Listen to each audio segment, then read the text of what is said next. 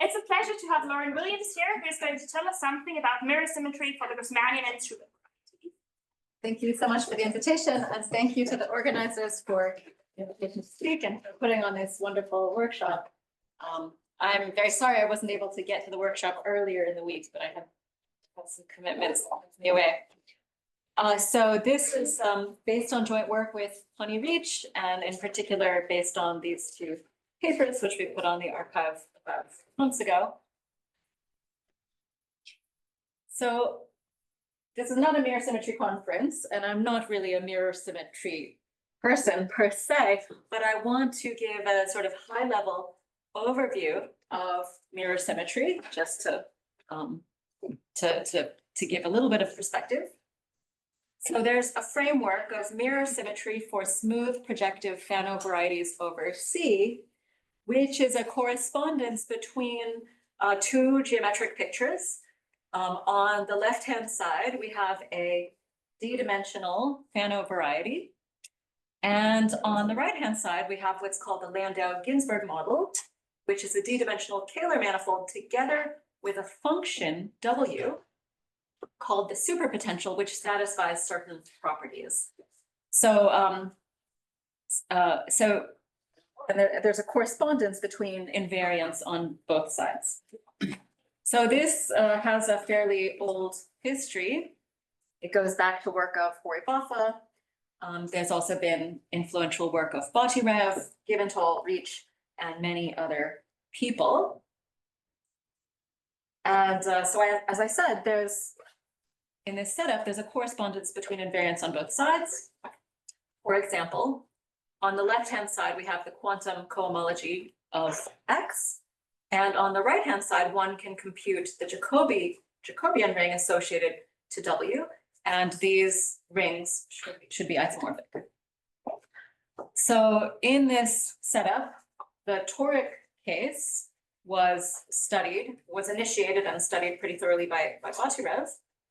And then maybe starting about 15 years ago, Rietsch defined the superpotential for generalized partial flag varieties G mod P. Her construction was Lie theoretic, and it generalized Giventhal's work for the complete flag variety of type A.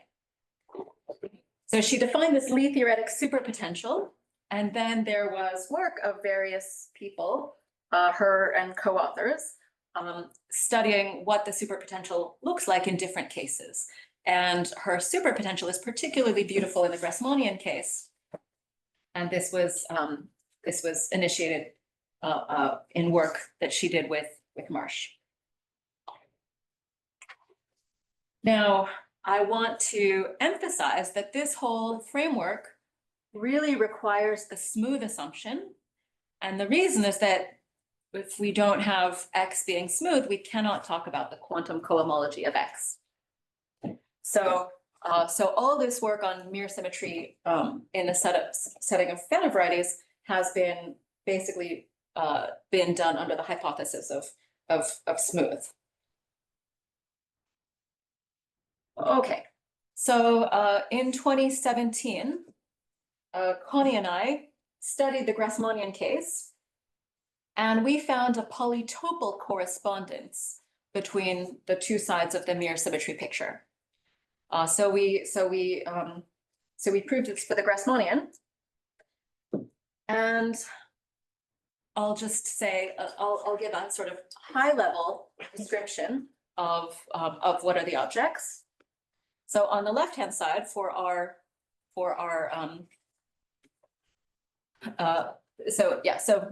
in the Grassmannian case, we have a Grassmannian on both sides.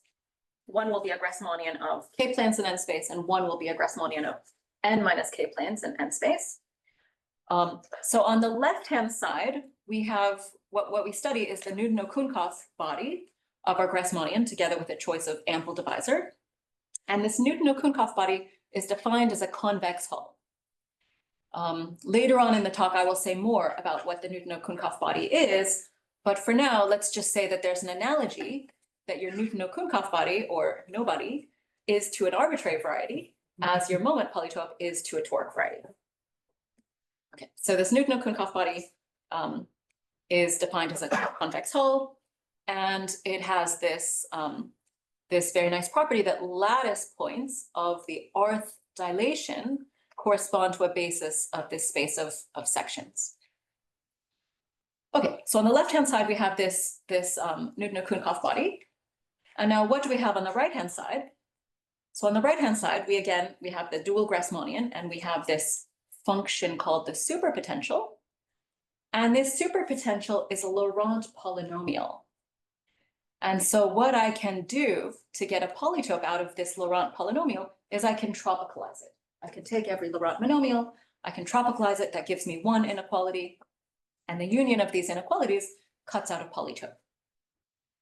This superpotential polytope is related to geometric crystals of Berenstein and Konstanze, and similar objects have come up in work of Gontrop-Shan and Gross-Hacking, Kiel, and Konstanze. Okay, so again, in the Grassmannian case, we have a Grassmannian on both sides, dual Grassmannians, and we have a superpotential on the right. And what we do in this polytopal correspondence is we compute our Newton-Okounkov body on the left-hand side, we compute our superpotential on the right-hand side, and what we prove is that they are exactly the same.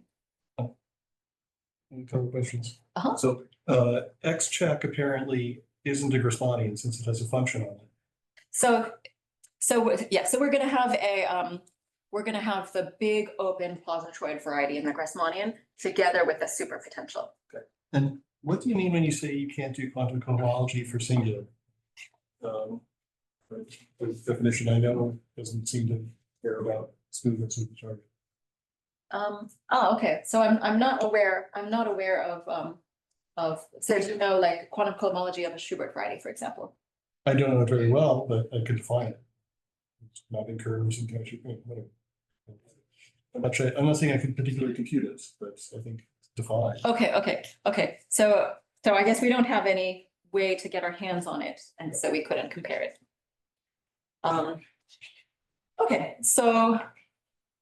So our key point, a key point, is that this polytopal mirror correspondence makes sense regardless of whether X is smooth. And so if you're outside of the smooth setting, you could try to use this correspondence as an ansatz to define a conjectural superpotential, even if X is singular. So after we had proved this polytopal correspondence for the Grassmannian, we thought, okay, we should try to use this as an ansatz to define conjectural superpotentials in singular cases. And Schubert varieties in the Grassmannian essentially are always singular. So this was what we had in mind to test. Okay, so now let me give you an overview of what I will discuss. So I'm going to talk about Grassmannian Schubert varieties and their Newton-Okounkov bodies. I will explain how the polytopal mirror correspondence gives rise to what you might call a conjectural superpotential for Schubert varieties. I'll explain a connection to order polytopes and the cluster structure. And then I want to mention how lattice points of our Newton-Okounkov bodies have this sort of very weird connection to quantum cohomology. And then I want to end by giving some additional justification that the function we write down, W lambda, deserves to be called a superpotential. And this is going to connect to some more toric geometry and in particular to root polytopes. Any questions? Okay.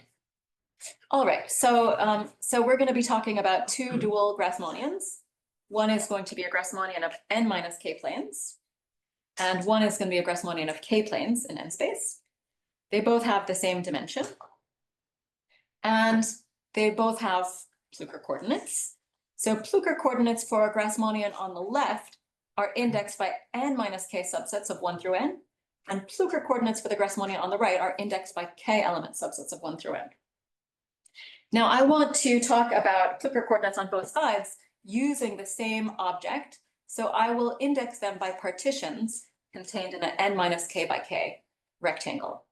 So in yellow, I have a Young diagram. This is a partition contained in an n minus k by k rectangle. I will label the steps of the border by 1 through n from northeast to southwest. And then if I want to get an n minus k element subset out of it, I will read off the labels of the vertical steps. That gives me here 1 through 6. And if I want to get a k element subset out of this, I will read off the horizontal steps. And that gives me 2, 4, 5, 7. So this is part of why we want to index Plücker coordinates on both sides by a partition. So we can talk about Plücker coordinates using the same combinatorial object. But I do want to emphasize that beyond this, it proved hugely helpful to us to index Plücker coordinates by partitions. Because without it, we would not have discovered this connection to the quantum cohomology of the Grassmannian. So as you know, Schubert classes in the Grassmannian are generally indexed by Young diagrams. But for some reason, when we talk about Plücker coordinates on Grassmannians, we generally index them by k element subsets 1 through n. But I will mention partway through my talk this weird connection between our work and quantum cohomology, which we would have never discovered had we not been indexing Plücker coordinates by Young diagrams. Our Young diagrams for Plücker coordinates turned out to be connected to the Young diagrams appearing in the multiplication of Schubert classes in quantum cohomology. So anyway, so this is just an advertisement. Please, please, please index your Plücker coordinates by Young diagrams, and it might help you to notice something. Okay, so now let me define Schubert cells and varieties. So lambda is going to be a Young diagram. And the Schubert cell in the Grassmannian of n minus k planes and n is going to be the set of all elements in the Grassmannian where my Plücker coordinate p sub lambda is non-zero, and the Plücker coordinate p mu will be 0 unless mu is contained in lambda. And so this, if you have seen the definition of Schubert cells, where you say, okay, my Schubert cell of the Grassmannian is going to be the subset of Grassmannian elements where my lexicographically minimal non-zero Plücker coordinate is J. And this is the same. This is the same definition, but just rewritten in terms of partitions. Okay, and then the Schubert variety is the closure of the Schubert cell. And of course, we have analogous definitions for our dual Schubert cell and variety living in the dual Grassmannian. Okay, so now I want to define open Schubert varieties. And so again, we're fixing our partition lambda. So my running example will be lambda is 4, 4, 2. So I've drawn the Young diagram 4, 4, 2, and I also labeled all of the boxes of its sort of southeast border by the numbers 1 through n minus 1. And now I'm going to associate frozen variables, p mu 1 through p mu n, where mu 1 through mu n are distinguished partitions. They are going to be rectangles. And the way I get them is as follows. So if I start from, from one of my boxes, say 1 through 6, let's maybe take the example of 3, start from this box. And now I'm just going to say, okay, what is the rectangle whose southeast corner is the number 3? And that's going to be my mu 3. So this is how I get mu 1 through mu 6, distinguished Young diagrams which are rectangles, and then mu 7 is the empty set. And now the open Schubert variety is going to be the set of all elements in X lambda where the corresponding distinguished Plücker coordinate p mu I of a is always non-zero. Question? Are there any relations among those particular Plücker coordinates? Or do you, I guess No, there are no relations between these Plücker those are coordinates. independent conditions. Yes, they're independent, yes.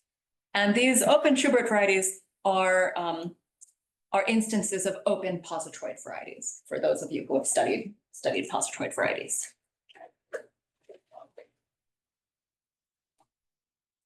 Okay. So there's a big cluster connection to this work, which I'm going to try to downplay. But let me say this. So the Grassmannian, so these open Schubert varieties have a cluster algebra structure. You can get clusters, so they have many clusters. Some of the nicest clusters are indexed by a combinatorial object called Plücker graphs. And there's actually sort of two kinds of cluster structures that one can talk about. And if you like, we're going to be using these cluster structures to give us, to find a whole bunch of nice torus charts inside these Schubert varieties. So there's sort of two kinds of things that you can do.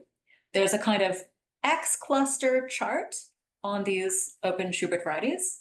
So this is we have a map that maps this torus of appropriate dimension into our open Schubert variety, and this uses some networks, or if you know about it, perfect orientations of Postnikov's Plücker graphs. And then there's another way that you can find torus charts in these Schubert varieties, and this is the sort of what is sometimes called a cluster chart, or is just usual cluster algebra structure. And this is a statement. So this is based on work we did with Melissa Sherman Bennett and Christina Serienko. And so we have another way of embedding tori into Schubert varieties, and the cluster quiver is this quiver that I've drawn here. So my running example on both sides is the 4-4-2 partition. And you'll see that in both of these pictures, I have all the rectangles contained in a 4-4-2 Young diagram. And those are going to be indexing coordinates on the tori. So in the right-hand side, the variables that I showed on the previous slide, mu1 through mu7, are exactly those colored in blue. And so I'm going to be a little bit more explicit about this momentarily, but these kinds of tori that I'm showing here are sometimes called rectangle seeds because the coordinates are indexed by rectangles. Are these mutants of one another? No. So this is the kind of X cluster structure, and this is the kind of A cluster structure. So they're both coming from the same Plücker graph, but you can sort of do two different things with a given Plücker graph. Yeah. Other questions? Okay, and I will be very explicit in examples very shortly. Okay, so now I want to tell you a little bit about Newton-Okounkov bodies, or no bodies, and if you want to learn more background about them, there is some very important work of Kovansky, Lazarsfeld, Mustada, Anderson, and so let me explain in our setup how we can compute. So what is the Newton-Okounkov body and how we can compute it? Okay. So we start by fixing a divisor for our Schubert variety. And here I'm going to take the divisor indexed by this distinguished Plücker coordinate P lambda. And L sub r is going to denote the space of sections, which you can think of as degree R homogeneous polynomials in our non-vanishing Plücker coordinates, normalized by P lambda to the R. Okay, so now in order to compute a Newton-Okounkov body, in order to construct a Newton-Okounkov body, you need a valuation. So we're going to have a valuation that maps L sub r, the space of sections, to R to the size of lambda.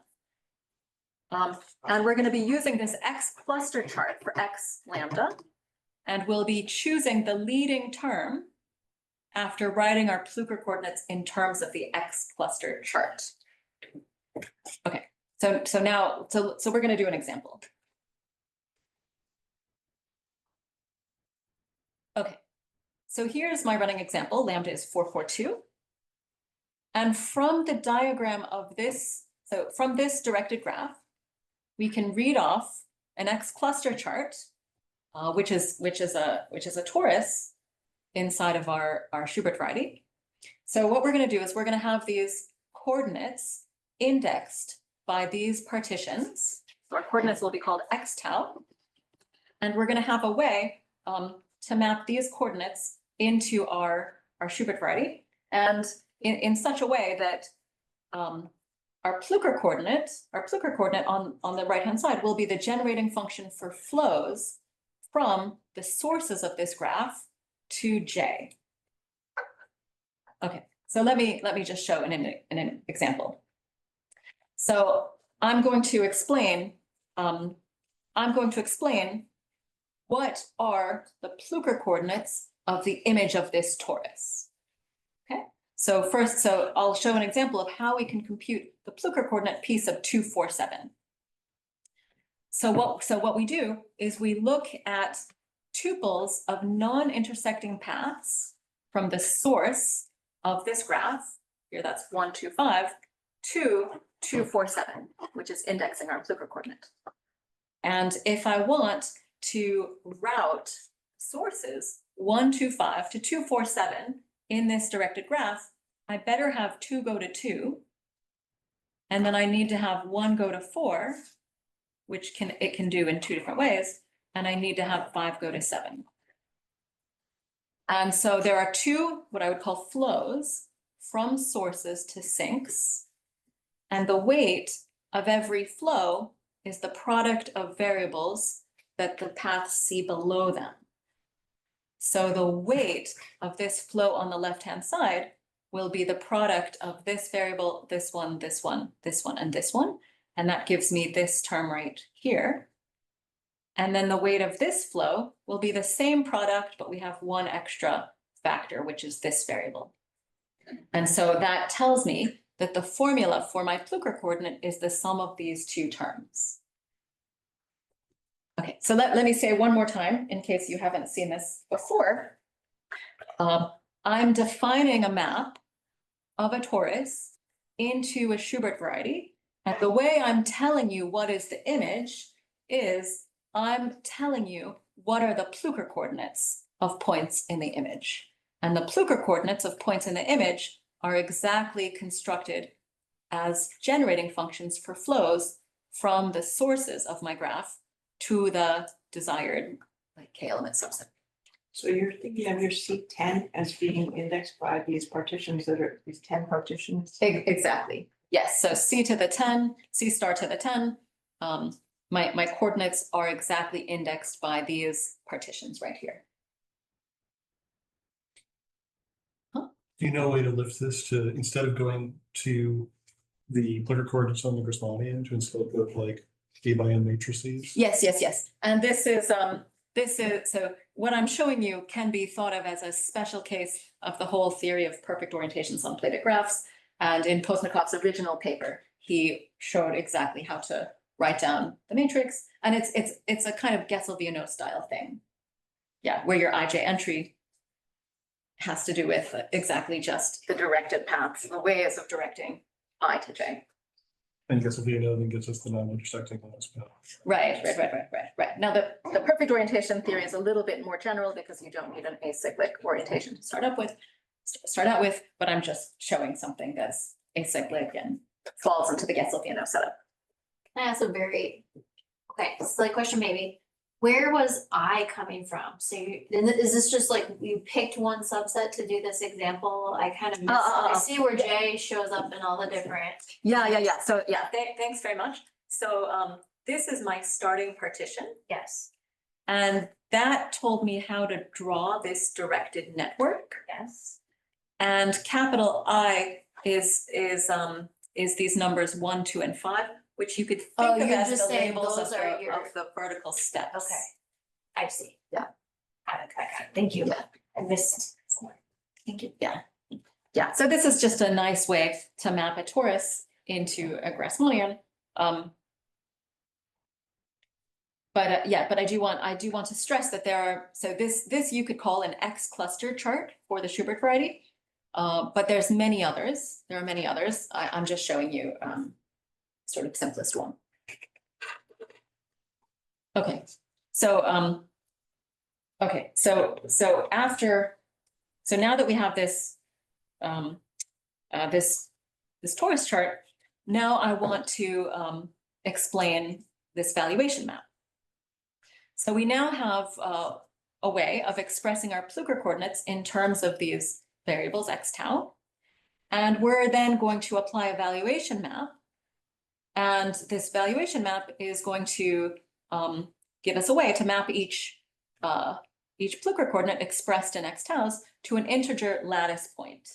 And this integer lattice point will be obtained by choosing the lowest degree term in that Plücker coordinate. So here's a couple small examples. So the Plücker coordinate P126 equals a single coordinate x of 222. And so this only has one term, so that's the lowest term. And the exponent vector is all zeros with a single one right here. And P127 is again this monomial. So this is the leading term, and this will be the lattice point we associate.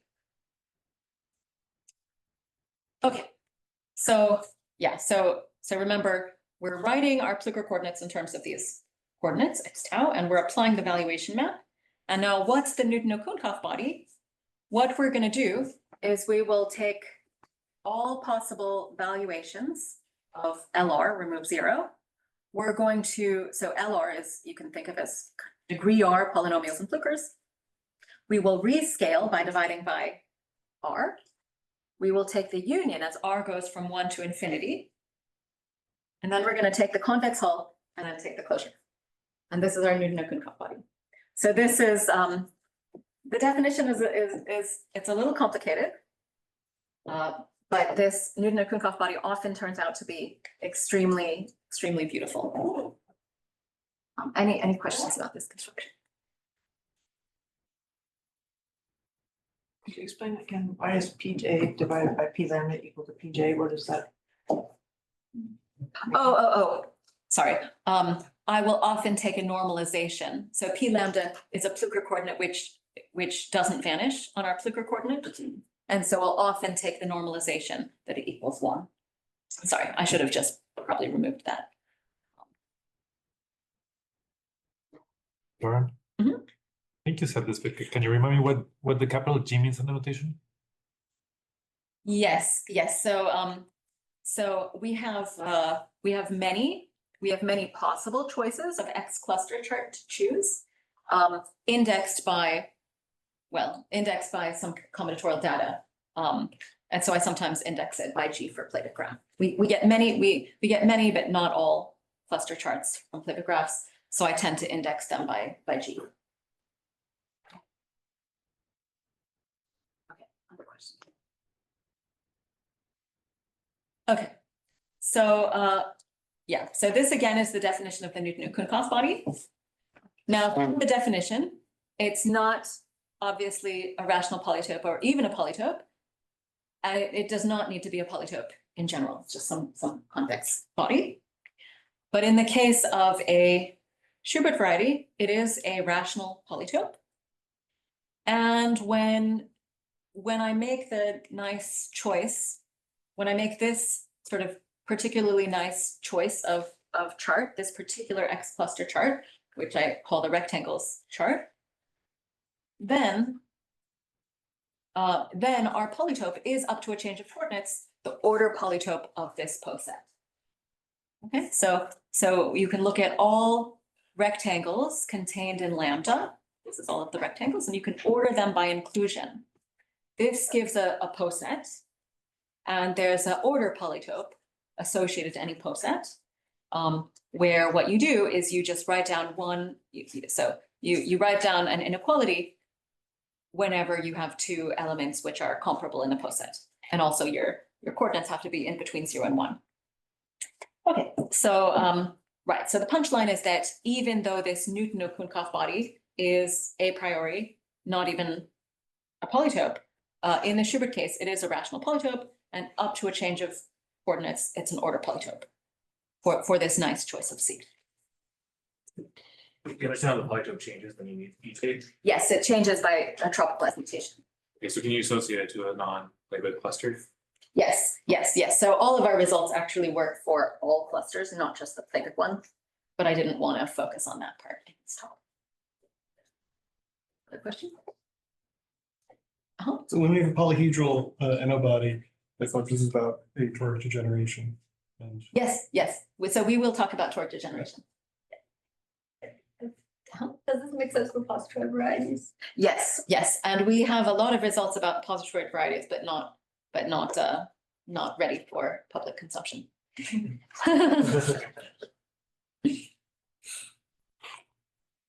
Okay, so yeah, so let's see. So we computed this Newton-Okounkov body in the case of Schubert varieties. And for this particularly nice chart, the inequalities can be described very, very concretely. So let's draw this directed graph, this diagram, where now each sort of position in this diagram is indexed by a rectangle or possibly a rectangle divided by a smaller rectangle after you remove the rim.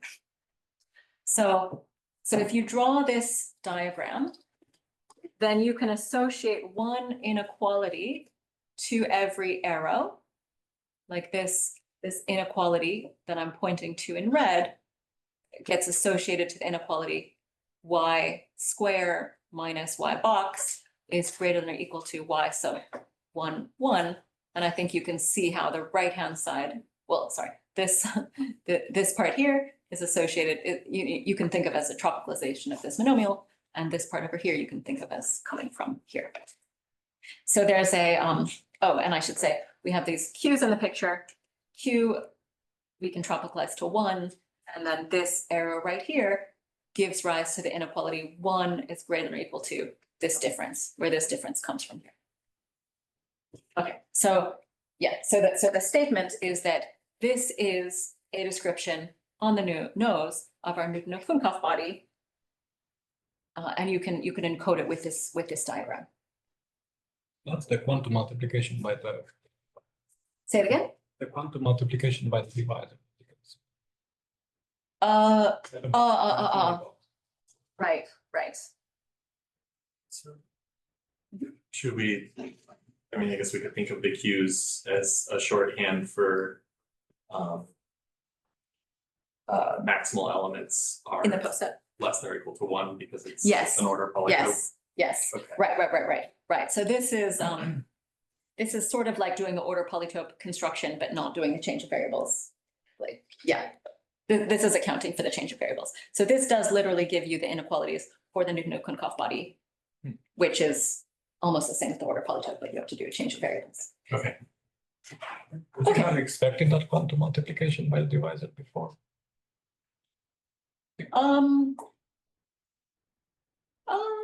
So this is, well, one sees this kind of picture also for the Grassmannian case. Yeah, so I'm not sure. I'm not, well, we'll talk about quantum multiplication a tiny bit, a few more slides from now. Okay, so right, so the whole point of this exercise of computing the Newton-Okounkov body was to try to write down a superpotential for Schubert varieties. Right, so we have this kind of ansatz that your Newton-Okounkov body should agree with a superpotential polytope. So if you don't know what's the superpotential, but you do know what's the Newton-Okounkov body, then you could try to take your inequalities for the Newton-Okounkov body and detropicalize to write down a conjectural superpotential. So that's what we do based on this picture.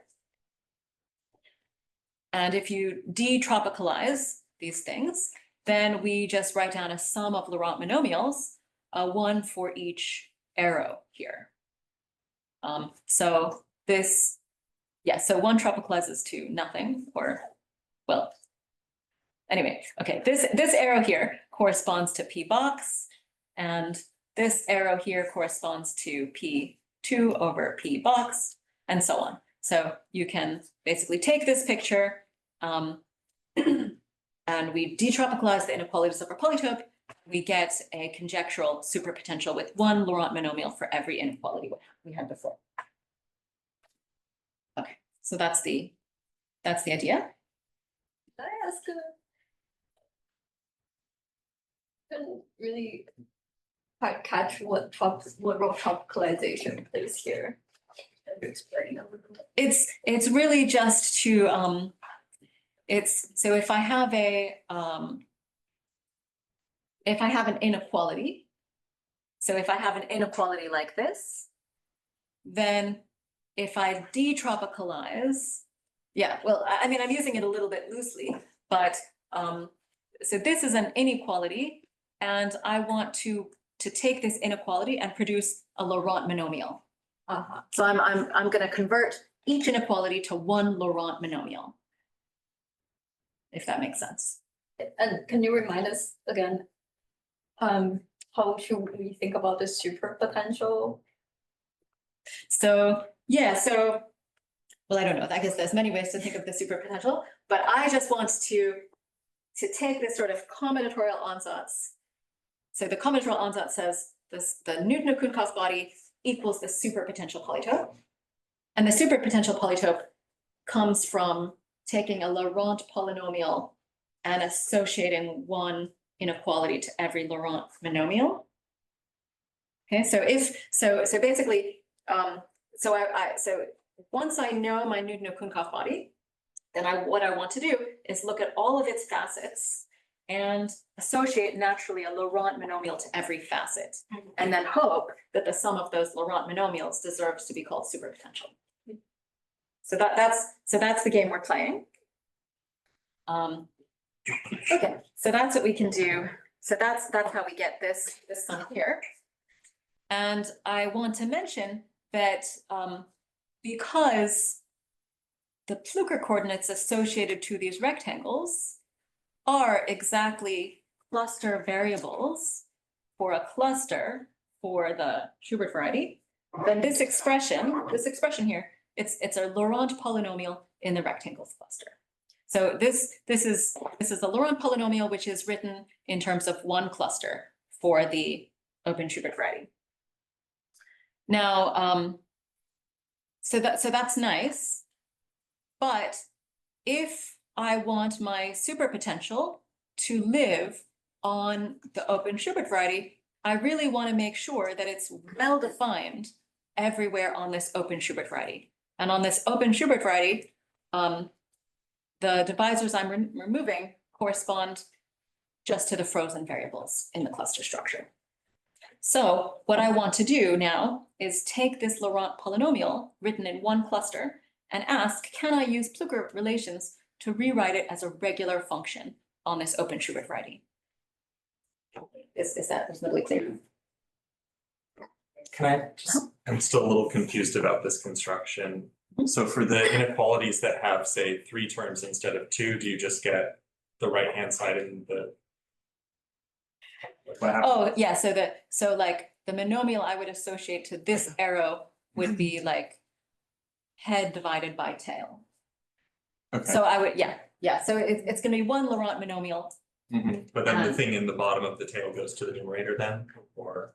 Yeah, so I'll have this over that, and this will be in the numerator and that'll be in the denominator. Thanks. So all the rows are cluster variables in that cluster, but. So so everything in the site here indexes a cluster variable in one cluster. So I'm looking at this expression or expansion over there. So like row of 2 boxes over row of 1 box. Are the 2 rows cluster variables? Yes, so each of these Plücker coordinates is a cluster variable. But why are their ratio also Laurent polynomial? Is that always? What do you mean? But because I mean each of the cluster variable is like a Laurent polynomial, right? Why are ratios into Laurent? No. So this is a Laurent polynomial in cluster. Yes. Okay. Yeah. So each of these cluster variables is algebraically independent, and I'm expressing my conjectural superpotential as a Laurent polynomial in these chosen cluster variables. Thank you. So the things you're dividing with in that diagram, it's always the curve neighborhood, the Schubert variety for the big diagram. I don't know if that means anything for other Schubert variety. That's the multiplication by the divisor. It's the quantity, the cube. Okay, maybe we can talk about that after. Yeah. Okay, all right, so we like this Laurent polynomial expression, except that we would rather not have these cluster variables, which are mutable, in the denominator. Okay, so can you rewrite it so that it's a manifestly regular function on this open Schubert variety? And the answer is yes. So this is the good formula for the superpotential for the Schubert variety. And so let me unpack this formula a little bit. So yeah, so here testing that it's regular would mean that the only thing we allow to be in the denominator is these frozens corresponding to these distinguished mu i's that I told you about before. Okay, so all right, so let's unpack this a little bit. So what you're going to see in the denominator is rectangles fitting inside lambda. These first two terms are special because these are kind of largest rectangles fitting inside lambda. Mu2 and mu5 are largest rectangles. And so what comes in the numerator is the partition obtained by removing the rim.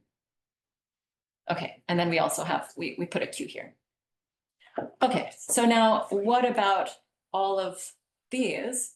All of these terms are going to have the form rectangle in the bottom. And then in the numerator, we're going to have what you get by adding a box. Yeah, okay, so there is a, yeah. But it's not sort of naively add a box whenever you are able to. There's a particular rule on where you're allowed to add a box. Q1 versus Q2, how do you choose your index? Sorry? When you add the Qs in the quantum parts? So yeah, so we like to write it with a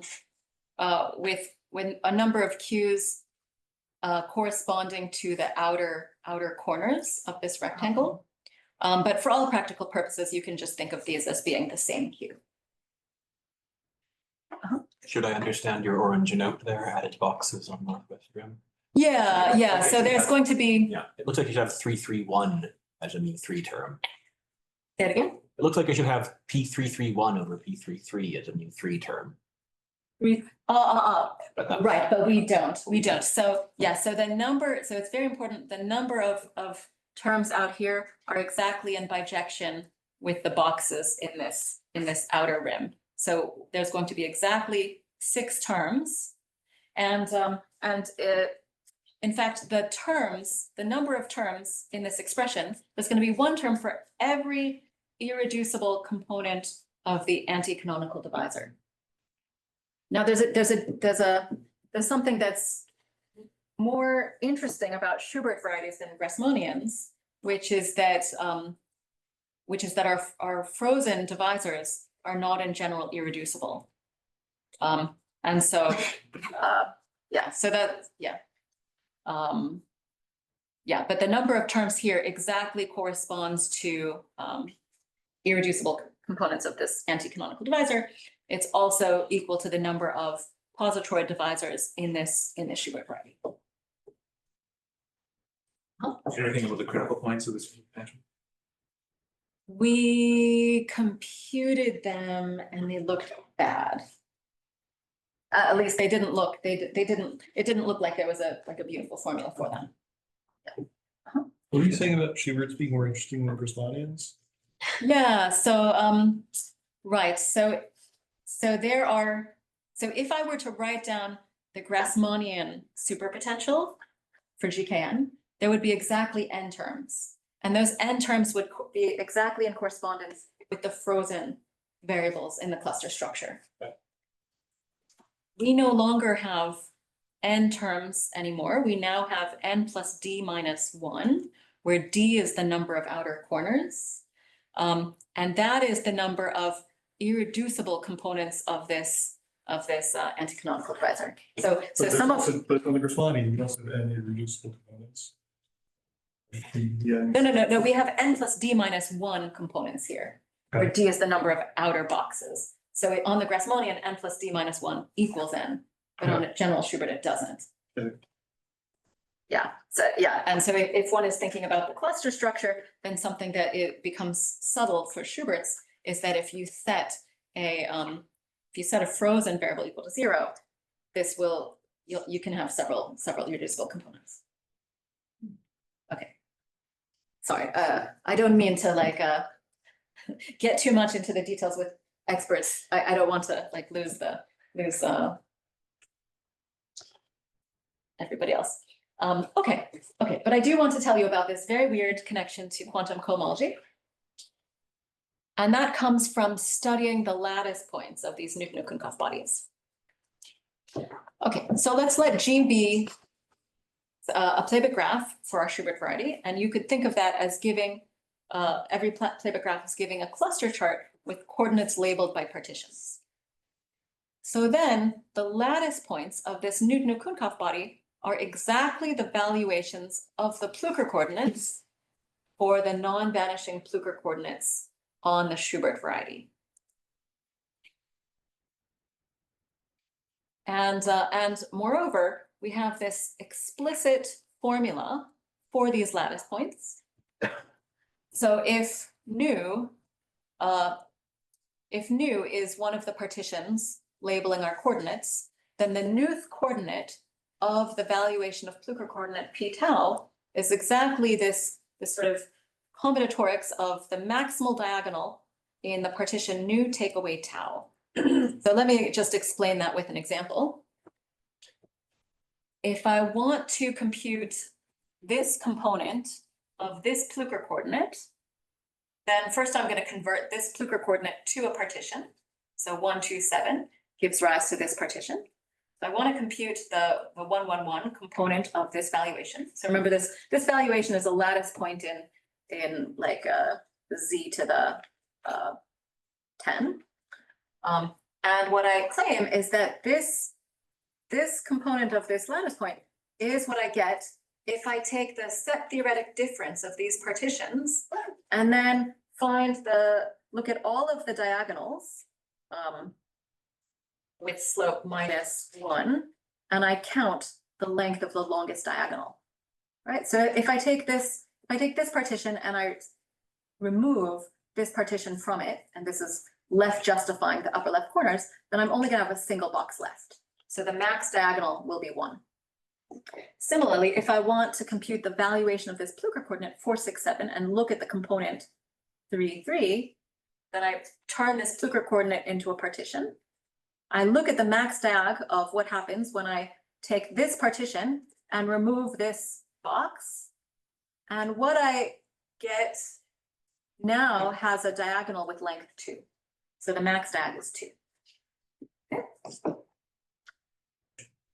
So we can use this combinatorial rule to compute these all the lattice points. And I'll just show you here that val g of say P467, the 3, 3 component is 2. Any questions about this? Your theorem makes me realize that I have no idea what quantum cohomology is.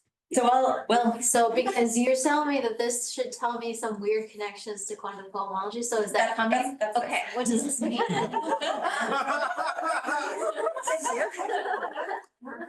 Another volunteer from the audience. Yes, so the crucial connection is that this formula, this max diag formula, has appeared in earlier work of Fulton and Woodward. They probably didn't use exactly this notation, but this is the formula giving the degree of the lowest power of Q that occurs when you quantum multiply these two classes. Okay. So you quantum multiply these two classes, you can expand it on the right-hand side, you can look at the lowest power of Q, and that exponent is exactly this max diag quantity. Okay, and this quantity has also, like it was subsequently studied in an old paper of Alex Young, 2003 maybe, Postnikov, 2005, also came up in more recent work of Jensen King Su. So somehow this max diag formula is popping up in various places. But I mean, just what we found so weird is that, okay, so there's many weird things about this theorem. One of them is that our formula for lattice points does not depend on the choice of cluster G, right? Like I'm just saying max diag of these two partitions. It only depends on G in terms of which coordinates are going to show up, like which new are going to show up. So that's something that's really weird. Yeah, but anyway, so we really don't understand the why our formula here for lattice points of Newton-Okounkov body has anything to do with quantum cohomology. That would be something really nice to understand. But yeah, let me just try to drive home the point again that we would have never discovered this formula had we not been writing our Plücker coordinates in terms of partitions.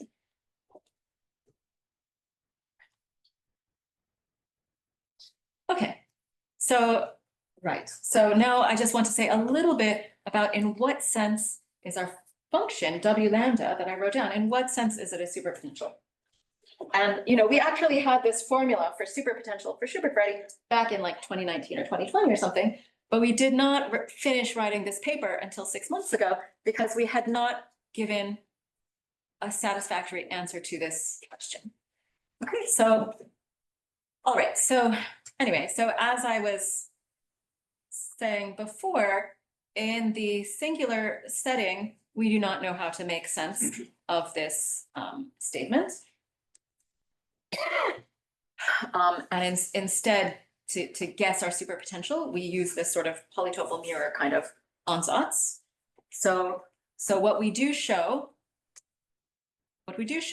is that for any cluster seed for our open Schubert variety, the Newton-Okounkov body equals the superpotential for the dual Schubert thing. And this superpotential, yeah, so on the left-hand side, we're computing a Newton-Okounkov body by using an X cluster chart, constructing evaluation, looking at leading terms, taking a bunch of like convex Hall of a bunch of points.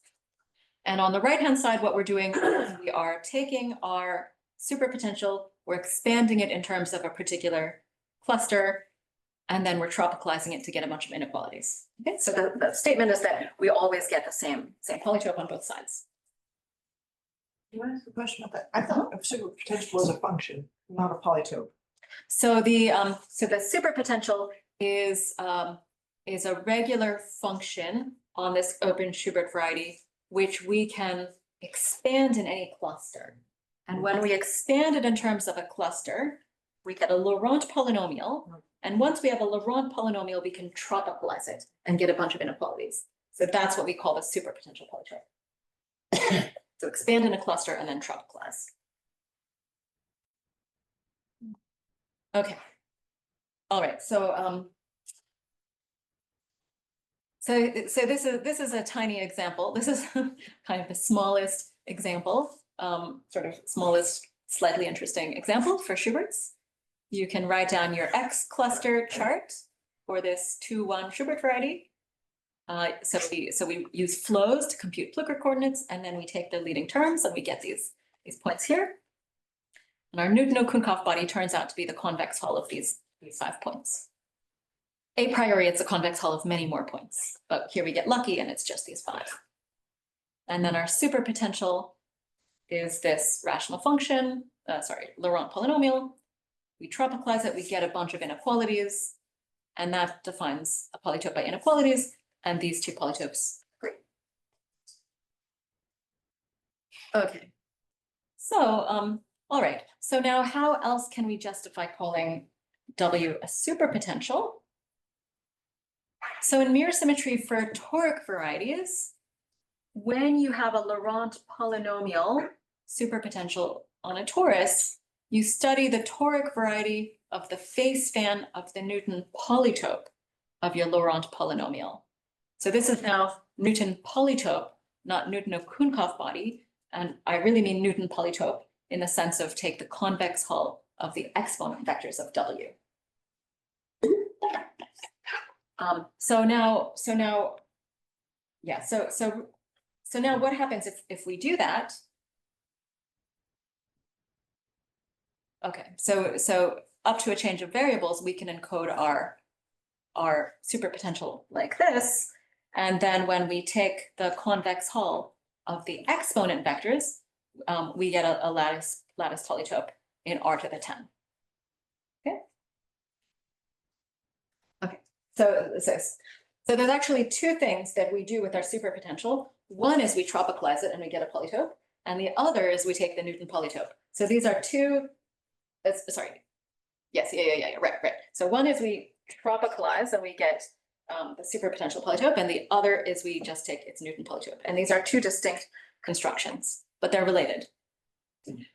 Okay, so anyway, so we show that if you look at the Newton polytope of our superpotential, it's reflexive and terminal. And so the toric variety is Gorenstein-Fano with at most terminal singularities. And in the framework of toric mirror symmetry, this gives justification to say that we have a toric variety whose mirror is W. Okay, so we also show that our Schubert variety degenerates to the toric variety of the normal fan of the Newton-Okounkov body. Here we're using work of Dave Anderson. And finally, so there's two toric varieties here, right? One toric variety is coming from the Newton-Okounkov body, and one is coming from the Newton polytope. And these two toric varieties are related. One of them is a small partial resolution of the other. So this is our picture. Here's our Schubert variety. We get a toric degeneration to the toric variety of the Newton-Okounkov body. And on the other hand, we can look at the variety associated to the Newton polytope, and that gives a small partial resolution. I've got a question about too. So the Newton-Okounkov body has integer vertices, right? Not in general. Not in okay. general. Yeah. So for the Grassmannian, already for G36, so for G36, there's like 50 clusters. And I think for 2 clusters, it's non-integral. The Newton-Okounkov body is non-integral. Yeah. So in many cases it is integral, but sometimes it's. If you get lucky and your Schubert variety is already Gorenstein, do you have to resolve or Then you don't. Yeah. So one knows when it's Gorenstein by work of Alex Young and Alex Wu, I think. It's like when the corners line up. Then you don't have to resolve. Okay. I have what? 2 more minutes. 2 minutes? Okay. So I'll just say that, as we were sort of understanding this picture, we realized that the fact that our Newton polytope is reflexive and terminal is a special case of a much more general fact. So you can define this very large class of polytopes from quivers, where some vertices are regular and some have stars. And let me just say, so here's a quiver. I don't know, it's like almost Valentine's Day, so I made a little heart. And so my normal vertices are labeled by V1 through Vn. Here it's just V1 and V2. And I also have some star vertices. And we can associate a point to every arrow of our quiver. So if my arrow goes from Vi to Vj, then my point is Ej minus Ei. And star vertices just count as 0. So this arrow gives rise to Ej. Okay, so to any quiver like this, we can associate what we call a root polytope, because it's a very slight generalization of root polytopes that people study. And then there's a sort of very general theorems one can show. Sorry, this is under the assumption that Q is star connected, which means that for every normal vertex Vi, there's a path from a star vertex to V, and there's a path from V to star. So there's some kind of hypothesis. But under this sort of pretty mild hypothesis, your root polytope is always reflexive in terminal. This is a theorem that was stated without proof in previous work of Higashitani. Then if Q is a plane quiver, you can embed it in the plane with a unique star vertex. Then this root polytope is polar dual to the flow polytope of the dual quiver. And if Q comes from a ranked poset, then the root polytope is polar dual to the marked order polytope. This is marked order polytope in the sense of Ardila and several collaborators. And moreover, the face fan of the root polytope refines the normal fan of the order polytope. And if it's graded, they coincide. So anyway, so there's very nice, very general theorems one can prove about these root polytopes. I should mention that in the planar poset setting, there's a theorem of Miseros, Morales, and Stryker that's kind of a hybrid of DMC. So let me just end by giving a summary that we define a superpotential for Schubert varieties in such a way that for any cluster seed, our Newton-Okounkov body agrees with the superpotential polytope. And the superpotential is the mirror of a Gorenstein fan Toric variety associated to the face fan, the Newton polytope. And the way these varieties are related to the Schubert variety is it degenerates to the Toric variety of the Newton-Okounkov body, which you can find a partial resolution of to the Toric variety of the face fan of the Newton polytope. So so these are the main references for the talk. And I also wanted to advertise some related work of Charles Wang. So yeah, I'll stop here.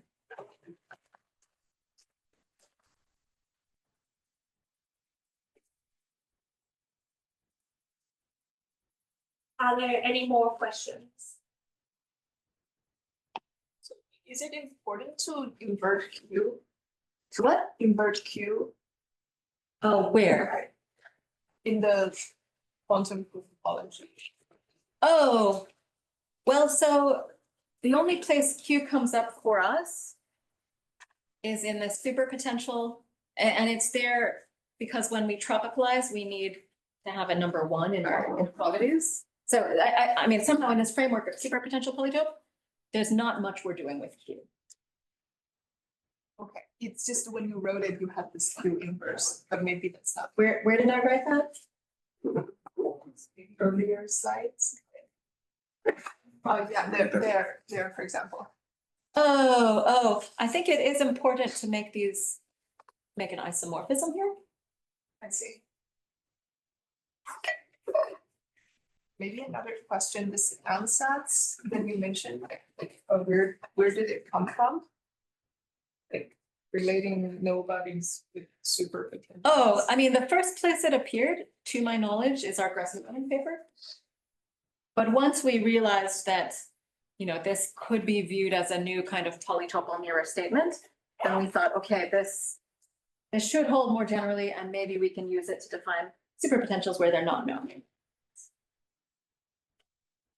Or do you mean, why did we think that this statement for Grassmannians should hold? Is that, are you getting at that? Or why did we believe that might be true in the first place? Yeah. Yeah, so in the Grassmannian case, the Newton-Okounkov body is, in a special case, is a Gelfand-Zetlin polytope. And Gelfand-Zetlin polytopes have many interpretations and descriptions. And when we realized that you could think of the Gelfand-Zetlin polytope in terms of the superpotential, then that sort of gave the idea that, we can get the Gelfand-Zetlin polytope from both sides of the picture.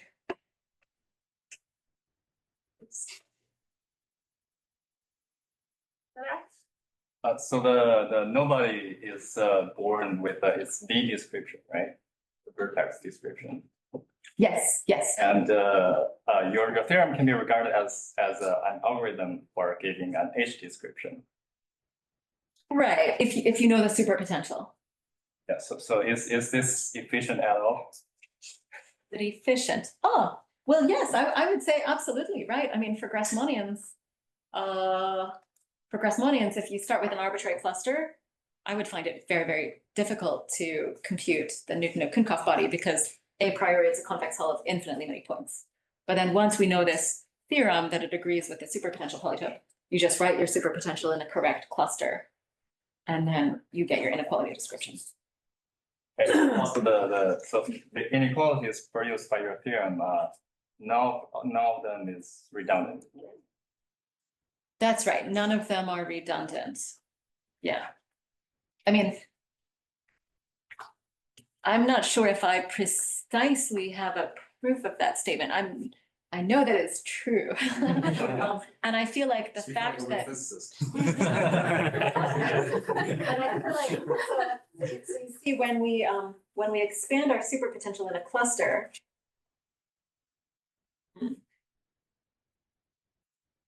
Okay, okay, let me not try to give a proof off the cuff, but I'm rather sure it's true. Is the open cell a positive? Say it again? The open cell, the X check, oh, is that a positive?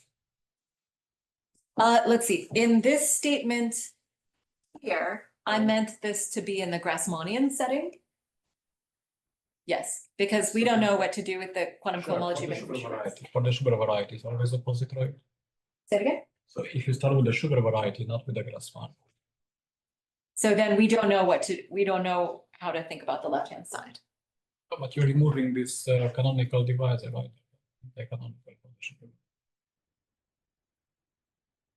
But sorry, does that give a way to compute the quantum cohomology? If you just start on the right-hand side with your Schubert variety, you remove the anti-canonical, right? And then you get this open cell. Is that a positive way? It does. Sorry, I'm not sure. The answer is yes. The answer is yes. Okay. Wait, sorry, what was the question? Oh, it was just if you take the Schubert and you remove your chosen anti-canonical, you get exactly the Salvatore. Yes, yes, yes, yes.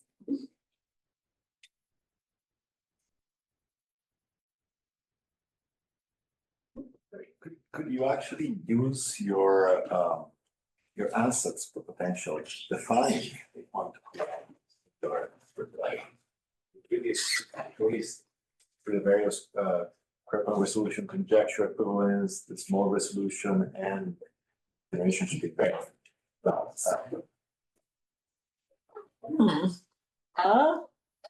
don't know. Yeah, do you think that could be feasible? It's really funny, I think those equivalences in that chain of like motivating steps why it's a good ansatz. Each of these, I think there's size formula how the isomorphism is carried through. So you're saying use it as an ansatz if this ring gives this ring. Is that what you're saying? Well, I mean, you define difference because the quantum cohomology of a singular variety does not exist at this point. Right. There are issues with sort of the deformation theory of the stack of stable maps. That's why there's problems. I mean, start by saying, well, it should be this, and let loose the stacky people to find the right virtual. That would be great. Great, then let's thank Laurent again.